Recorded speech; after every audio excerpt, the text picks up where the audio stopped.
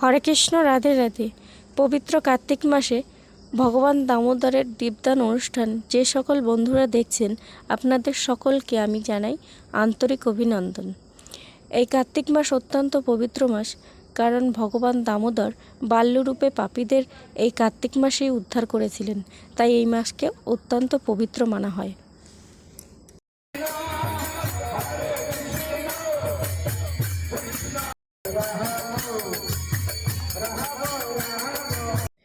ভগবানের চরণে সম্পূর্ণভাবে নিজেকে অর্পণ করে দিয়ে দু বাহু তুলে যে আনন্দ লাভ পাওয়া যায়, সেই আনন্দ পৃথিবীর আর কোথাও হয় না, হয়তো সেই সুখটাও পাওয়া যায় না। তাই যখনই কীর্তন কিংবা সাধুসভায় যাবেন, সম্পূর্ণভাবে ভগবানের চরণে নিজেকে অর্পণ করে দিয়ে সাংসারিক চিন্তাভাবনা থেকে দূরে রেখে সেই টাইমটুকু ভগবানকে দেবেন। দেখবেন মনে অনেক শান্তি, সুখ, সত্যি সেই টাইমটুকু মনে হয় যেন স্বর্গে বাস করছি।